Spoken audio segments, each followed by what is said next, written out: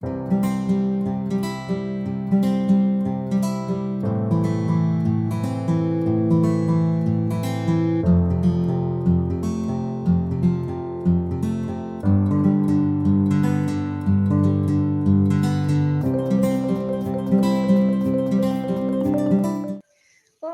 tudo bem? O assunto de hoje é giardíase, um grande problema para a saúde pública que muitas vezes não é diagnosticado. Meu nome é Carol Leal, eu sou médica veterinária, mestra em zootecnia e atualmente doutorando de medicina veterinária. Então, o que é a giardíase? A giardíase é uma doença diarreica, tá? Que é causada por protozoários microscópicos chamados, né, denominados Giardia lamblia, tá? A Giardia lamblia, ela possui uma ampla distribuição geográfica, né? Ela está em todos os continentes, principalmente carreada, né, em fezes contaminadas, que podem ser de pessoas ou de animais, que porventura venham a infectar o ambiente e também as superfícies, né? Desta forma, esse protozoário ele se espalha facilmente, né? Principalmente em superfícies frias, úmidas e também alagadiças. Então, países de baixa ou média renda, né, apresentam uma prevalência de até 30% de casos de giardia. A Ásia, África e também a América Latina apresentam uma ocorrência de 200 milhões de infectados sintomáticos, apresentando esses quadros de diarreia. E aqui no Brasil, varia de acordo com a localidade, o estudo epidemiológico e as populações estudadas. Por isso que muitas vezes, né, a gente não consegue determinar qual é a real ocorrência da giardíase no Brasil. Então, aqui eu falo para vocês um pouquinho sobre a história e a taxonomia, ou seja, como que ela foi denominada. Em 1681, um cientista examinou, né, as suas próprias fezes sob microscópio óptico, e aí ele descreveu inicialmente esse protozoário. Mas, em 1859, o Lamblie, que hoje é o nome da espécie, ele classificou como sendo do gênero Cercomonas e também da espécie Cercomonas intestinais. Após isso, ela foi descrita, né, em diversas espécies, principalmente em roedores, em girinos, e esse nome, né, foi mudando e foi sendo acrescentado outros nomes, como Lamblia intestinalis, Giardia duodenalis, Giardia lamblia e Giardia entérica, tá? Atualmente, desde 1970 até hoje, a Giardia lamblia, como nome, foi aceito e permanece, né? Mas a gente sabe que a Giardia, ela apresenta aproximadamente 40 espécies, descritas, então, de acordo com o hospedeiro, com a morfologia desse micro-organismo, né? Então, há uma certa diferenciação, dependendo de qual animal ela está infectando e qual é o seu grupo, né? Mas eu vou explicar mais adiante. Então, aqui um pouquinho para vocês conhecerem o parasita. Então, o protozoário microscópico, ele mede aproximadamente de 20 micrômetros de comprimento a 10 micrômetros de largura. Ele apresenta 4 pares de flagelos, tá? Pode apresentar de 2 a 4 núcleos e ele vai estar localizado principalmente na parede do intestino delgado, tá?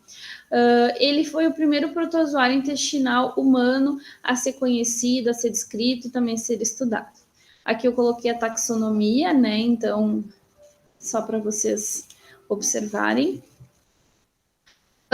Quais são as características principais? Ele possui duas formas, tá? Então, a forma de cisto, que seria os ovos propriamente, né? Os trofozoítos, então, que seria a forma adulta, a forma infectante, tá? Ele não faz reprodução sexual, ou seja, ele faz reprodução assexuada através da divisão binária, né? O organismo se divide e ele se alimenta, né, no próprio hospedeiro, lá na parede intestinal, através da absorção dos alimentos do próprio hospedeiro. Então, através, né, da tecnologia e de todos os avanços, né, que a gente teve no ramo do diagnóstico, nós observamos, então, através de morfologia eletrônica, especificidade do hospedeiro, características desses cistos também foram observados com micrografia eletrônica, as diferenças nas sequências de RNA ribossômico, principalmente do gene 18S, e aí ele foi sendo subdividido em grupos e espécies diferentes, tá? Então ele já foi descrito aí com diferentes nomes em aves, tá? Em roedores, em anfíbios e também em diversos tipos de mamíferos.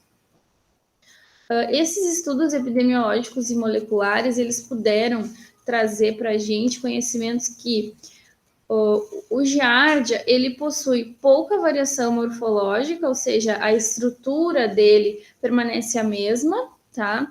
Porém, ele tem uma alta variação antigênica, ou seja, de antígenos, tá? E ele tem uma alta especificidade quanto ao hospedeiro, ou seja, a espécie que ele parasita. Ele tem bastante especificidade, ou seja, ele é específico para aquela espécie. Algumas espécies animais, elas apresentam infecções mistas, ou seja, com diferentes aí tipos de giardia. E eles são considerados, o cão, o gato, o chinchila, os bovinos, como transmissores antroponóticos e também zoonóticos, tá? Através dos marcadores genéticos, esses três que eu cito para vocês, é que foram podendo ser descobertas essas informações. Então, é o beta-giardin, que é o conhecido como BG, que eu vou citar mais na frente, o glutamate desidrogenase, o GDH, e a triose fosfato isomerase TPI, que vão ser os principais aí que os estudos vão relatar ao longo dos anos. Agora falando um pouquinho sobre a diferenciação celular. O cisto, que é o ovo que é eliminado nas fezes, ele é imóvel, tá? Ele possui uma estrutura oval ou também elipsoide, tá? Ele mede cerca de 12 micrômetros de comprimento a 8 micrômetros de largura, tá? Ele pode apresentar de 2 a 4 núcleos, tá? Porque ele muitas vezes ele se divide, né? Quando ele é trofozoito. E no momento que ele vai encistar, pode ser que ele apresente, então, esses 4 núcleos. Ele apresenta os seus flagelos desmontados e armados dentro do protozoário, dentro do cisto, né? É o processo de encistamento que eu vou mostrar para vocês mais à frente. O cisto em si, ele possui uma parede celular dupla, ou seja, ele tem uma camada externa, composta por proteínas, e uma camada interna que vai ajudar ele a delimitar o espaço periplasmático. Esse cisto, esse ovo, ele possui resistência contra a lise hipotônica, certo? O ácido gástrico no momento da ingestão e também adversidades, né, no ambiente externo, justamente por a camada dele ser composta de carboidratos e proteínas. Então ele consegue, né, se adaptar ali ao meio em que ele está, sendo bastante resistente aí e dificultando, né, com que a gente elimine esses cistos, muitas vezes dos alimentos, da água, das superfícies. O trofozoito, que é a forma adulta, então, do protozoário, ele é móvel, né? Como a gente pôde observar, ele tem flagelos, né? Em toda a volta, praticamente, ele tem pares de flagelos no anterior, no ventral, nos posteriores e também na parte caudal do protozoário, tá? Ele é achatado, ele tem um formato de pera, e ele apresenta assimetria bilateral, ou seja, tudo que tem de um lado tem do outro. E além disso, ele tem uma estrutura chamada disco adesivo, ou também disco suctorial, que é responsável pela adesão desse protozoário, então, lá no intestino. Essa é uma estrutura rígida, né? Característica, então, de fixação desse protozoário. E, além disso, ele também tem algumas vesículas periféricas que se assemelham aos lisossomos. Então, basicamente, o ciclo biológico, então, da giardíase é composto por cistos bem resistentes, como a gente pode observar, né, as características dos cistos. Após a ingestão, que pode ser em alimentos, né, ou água, verduras, frutas, enfim, saladas, a gente ingere, né, esse material, esse trofozoito, esse cisto, e aí lá no estômago ele vai ser ativado, e aí começa todo o processo de multiplicação desse trofozoito, e no intestino, então, ele começa a se prender à mucosa, mas ele também pode ficar livre, né? E tudo vai depender, então, do meio em que ele está, se é mais ácido, se é mais alcalino, se tem muita mudança do potencial de hidrogênio do meio, ele vai encistar e vai ser liberado nas fezes de novo. Então, basicamente, né, é o cisto, o cisto sendo ativado pelo suco gástrico, se transformando em trofozoito, fazendo divisão binária para que seja perpetuada a espécie, e após trocas, então, dos meios ali onde ele está, ele encolhe de novo e vira um cisto que vai ser eliminado nas fezes. Agora vamos entender um pouquinho de como que ocorre esse processo de excistação e encistação. O processo de excistação, ele é logo após a ingestão. Então, o próprio cisto, ele ativa esse metabolismo porque tem muito hidrogênio lá no estômago, tá? É um meio ácido. Então, lá, aí ele vai indo, né, sendo ingerido, enfim, e lá na porção proximal, ou seja, um pouquinho no início do intestino delgado, há a ruptura desses polos do cisto, ou seja, aquela dupla camada, né? E isso é devido à ação das proteases pancreáticas, tá? Então, essa mudança de pH aí faz com que esses flagelos sejam liberados e crie esse corpo escisoíto, tá? Que é chamado, então, de trofozoítos. Eles vão ser binucleados, eles vão procurar se aderir na mucosa, né? E também nas células epiteliais lá do intestino. E para que eles resistam ao nosso peristaltismo, eles vão buscar um ambiente ótimo, né? Que são as células do intestino chamadas de enterócitos, tá? Então, lá no enterócito é onde ocorre a absorção dos nossos nutrientes, de tudo que a gente come. E nesse momento, o trofozoito, ele vai garantir a sua fonte energética, a sua fonte de nutrientes, com o que a gente está se alimentando. Então, eles conseguem absorver a glicose, que era para ser nossa, os aminoácidos, que eram para ser nossos, e o colesterol, que era para ser nosso. Às vezes pode acontecer casos de renovação eritrocitária. Você pensa, então, uma célula ali que foi danificada e que vai ter essa renovação, e aí ela se desprende e sai, né?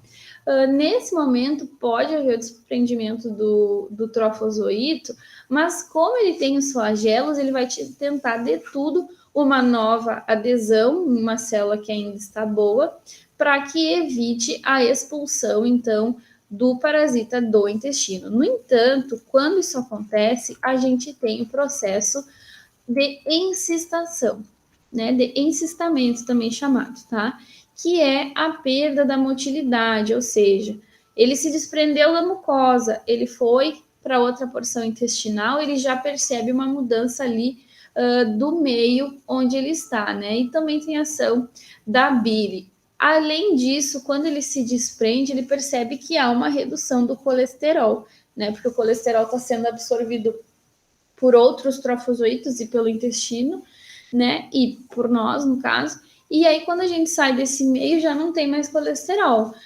Então, existem diversas mudanças ali no meio, no pH principalmente, e ele vai tentar se retrair, ou seja, virar cisto de novo, ou seja, ele vai ter o disco ventral fragmentado, ele vai ter os seus flagelos internalizados e também vai ter a formação de vesículas secretoras aí para que os seus cistos, então, sigam o caminho e sejam liberados nas fezes, tá?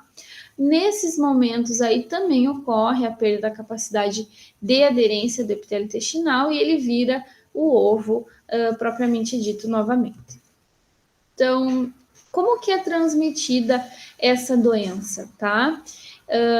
Através da alimentação, principalmente, né? Ou seja, de água contaminada, de alimentos contaminados ou mal higienizados, pela via fecal oral, muitas vezes, fômites, né? Maçaneta, o banheiro público, enfim, ali que você vai tocar e vai levar a mão na boca, enfim, você acaba ingerindo porque eles são microscópicos, você não consegue observá-los. Então, essa ingestão de cistos, ela não precisa ser muito significativa para que ocorra a infecção. De 10 a 100 cistos já são suficientes para você ficar doente, tá? E principalmente o contato direto, ou seja, locais de muita aglomeração e falta de higiene, tá? Após isso, esses micro-organismos, eles vão se multiplicar, né, lá no intestino e formar aí vários trofozoitos que vão fazer, então, a cobertura do intestino, né, que é o tapetamento que traz que a literatura traz.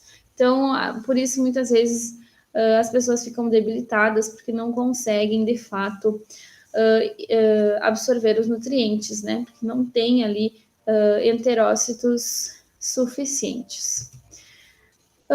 Quem são as pessoas que estão com alto risco de contaminação? Principalmente locais com aglomeração, ou seja, creches, asilos, orfanatos, né, que tem uma alta lotação de pessoas para pouco espaço de banheiro, por exemplo, tá? Contato próximo com pessoas que estão infectadas e que muitas vezes não sabem, viajantes, né, em áreas com saneamento precário, contato com as fezes, né, e após o recolhimento das fezes dos animais também, mochileiros ou campistas que porventura venham aí a ingerir água contaminada de poço, enfim, nadadores também, pessoas com um sistema imune fraco, né, que são mais débeis. Então, várias coisas aí que vão apresentar essa característica de alto risco.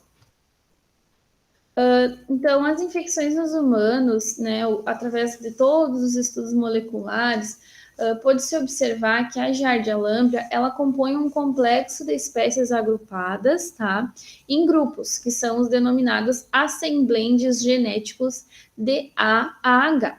E nos humanos, os principais descritos são os assemblendes A, do tipo 1 e 2 e os assemblendes B do tipo 3 e 4, tá? Caracterizando, então, os assemblendes do tipo 3 e 4B, infecções severas, duradouras e também prevalentes nos humanos. Os estudos epidemiológicos, né, que eu pesquisei, eles demonstram uma prevalência de 58% para assemblendes do tipo B, tá, em infecções humanas, em comparação com 37% dos assemblendes do tipo A. Então, o B ele é mais prevalente, né, que o tipo A. O que a gente pode observar? Os sinais clínicos, ou seja, os sintomas nos humanos, eles são extremamente variáveis, tá? A pessoa pode não apresentar sinal nenhum. Mas, basicamente, o principal sinal é a diarreia. Diarreia aguda. Algumas pessoas podem apresentar quadros de insônia, náuseas, vômitos. Também podem apresentar dor abdominal, né? Devido também à alta infestação, ou seja, a grande fixação, né, de trofozoitos lá na mucosa intestinal, que vai ocasionar também uma absorção dos nutrientes. Esse indivíduo ele vai apresentar também inchaço, gases, esteatorreia, né? Ou seja, ele não consegue absorver o colesterol e ele acaba eliminando o colesterol nas fezes, então fezes gordurosas. urticária, né, que seria o avermelhamento e da pele, e também perda de peso, tá? Tudo isso aí pela ingestão de um pequeno número de cistos de Giardia. O período, então, de incubação, ele varia, né, de 1 a 14 dias, mas podendo apresentar aí esses sinais em até 7 dias. E o período patente, né, ou seja, para eliminação aí dos cistos, de 10 a 30 dias. As infecções agudas, elas são características de durarem de 15 a 60 dias. E as infecções crônicas, mais de 60 dias. Esse indivíduo ele pode ter a cura, né, devido ao seu sistema imunológico, ou apresentar uma infecção crônica assintomática que só vai trazer, então, a debilidade aí desse indivíduo.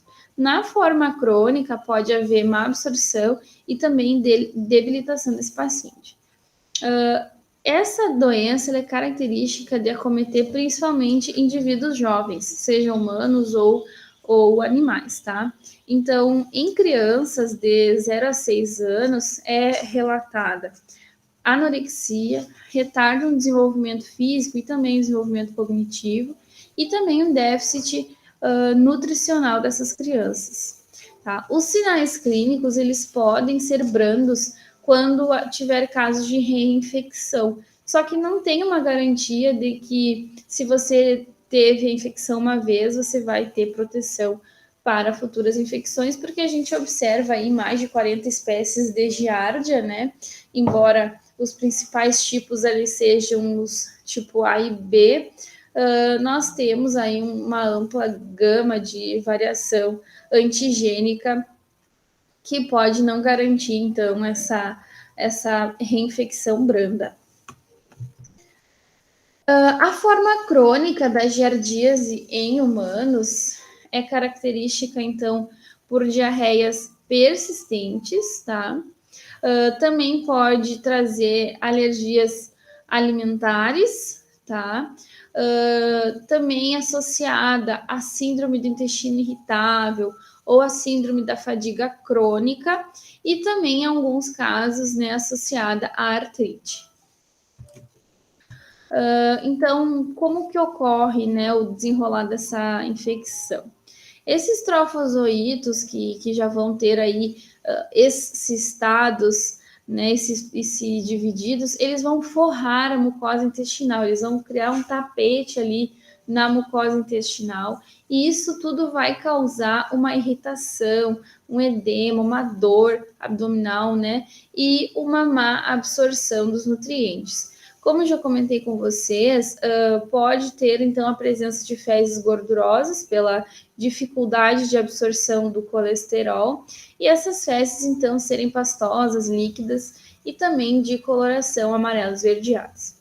Então, a gente tem, né, de certa forma, uma perda da função dessa barreira epitelial, né, e por isso nós podemos apresentar, muitas vezes, apoptose, ou seja, a morte programada desses enterócitos aí da mucosa intestinal, pela ação principalmente enzimática, né, dessas 3 enzimas aí que vão fazer o balanceamento de que quem vai ser eliminado, né, a célula que vai ser eliminada. Juntamente de todo esse processo, né, podem ter alterações de humor, ou seja, pessoas com insônia e bastante irritadas. Em animais, a predominância, né, é de assemblentes, ou seja, grupos do C ao H, tá? Então, eles possuem preferência limitada dos hospedeiros e também restrita para alguns animais. Então, o tipo A já foi descrito em animais, principalmente o subtipo 3 e o subtipo 4. O tipo B, 1 e 2, já foi observado em cães e também em macacos. O C e D em cães, lobos, coiotes e gatos. O E em bovinos, bubalinos, suínos, caprinos. O tipo F em gatos, o G em ratos e o H também já foi descrito em focas e gaivotas. E aí eu coloquei essa imagem, né, do DNA para vocês terem um pouquinho dessa noção de que é um loco, né, genético ali que vai fazer essa preferência por hospedeiro, ou seja, é muito característico da do subtipo ali envolvido na infecção. Uma tese brasileira da Unesp, ela traz, então, que a prevalência de giardia no Brasil em cães é de 0,8% a 45%, em gatos é de 3,5% a 13,7%, em ruminantes é de 11,7% a 24,8%.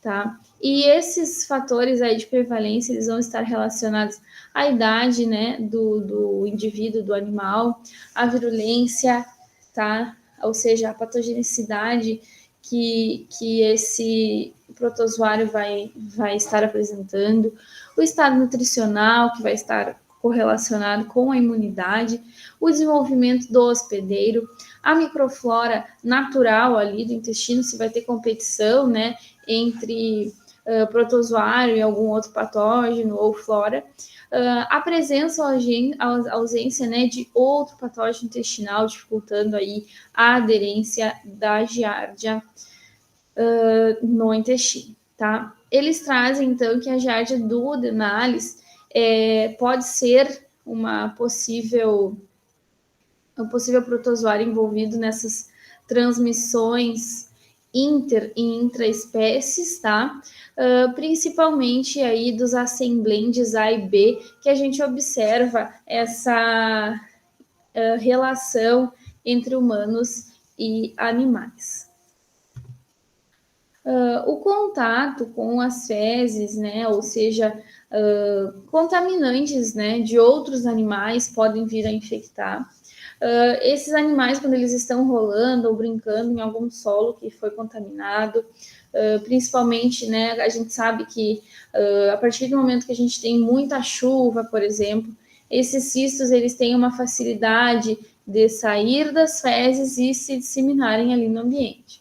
Né? Então, rolando e brincando pode ser uma fonte de infecção, porque após isso o animal pode se lamber, lambe a pata, lambe alguma outra região e acaba tendo contato com uma superfície aí contaminada.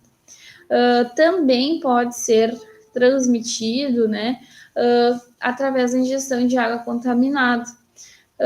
E animais jovens, em geral, tanto animais humanos jovens, eles têm maior risco de doenças que os adultos. Então, quais seriam as recomendações? Limpar, né, principalmente questões de higiene, desinfectar as superfícies, né, as áreas e objetos que o animalzinho utiliza, brinquedos, roupas, enfim. Lavar as mãos, né, com água e sabão por pelo menos 20 segundos, isso é muito importante, toda essa questão aí de higiene. Remover sempre as fezes do ambiente, né? Tentar que ela não se dissipe, ou seja, que ela não mole e que esse cisto acaba se tendo maior facilidade de evacuar das fezes e contaminar o ambiente. Então, sempre remover essas fezes e evitar que os animais jovens tenham contato com animais adultos. Né, porque ela causa, né, essa diarreia bastante severa que causa muita dor nos animais. O diagnóstico ele é basicamente determinado através do exame parasitológico das fezes, principalmente quando o indivíduo ele apresenta uma fase aguda, ou seja, uma fase diarreica. Né? Então, a gente faz a coleta das fezes em 15, 20 minutos, aí encaminhando para o laboratório, e é possível observar, então, os trofozoítos nas fezes e também os cistos, né? Quando esse indivíduo está numa fase diarreica, muitas vezes, aquele processo de encistamento, ele não acontece, porque o peristaltismo está muito rápido. Então, por isso a gente encontra, né, os trofozoítos nas fezes. Mas em outras fases, né, fases mais crônicas, ou de persistência, né, da infecção, a gente vê, então, os cistos nessas fezes mais formadas, ou seja, não diarreicas. E nesses casos aí de maior tempo, maior durabilidade, a liberação dos cistos, ela é intermitente, ela é esporádica, entendeu? Então, pode ser que hoje libera, mas amanhã não libera, né? Porque tudo depende, né, do desprendimento do trofozoito, do encistamento e da liberação, né? E como eles têm os flagelos, eles acabam ali evitando, né, serem removidos. Outros testes também que são utilizados são os testes imunológicos, principalmente nessas áreas aí que apresentam característica endêmica. Para controle e prevenção, higiene, lavar as mãos, né, antes de preparar as refeições, depois de usar o banheiro, depois de trocar fraldas, limpar as fezes dos animais de estimação, evitar ingerir alimentos ou água, né, contaminados, tratar essa água, né, a gente sabe que o protozoário, ele tem uma sensibilidade à alta temperatura, então o simples fato de ferver a água ali já vai ajudar. Quando estiver tomando banho de piscina, banheira, lagos e rios, evitar a ingestão dessa água, né?